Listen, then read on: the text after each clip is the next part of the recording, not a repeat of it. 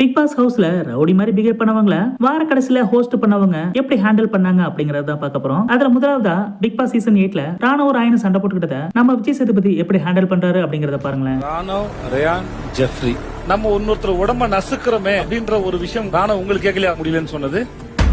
Ryan, நீங்க Raanav Jeffrey அப்படி புடிச்சத பாத்தீங்க, அது தப்பு தானே?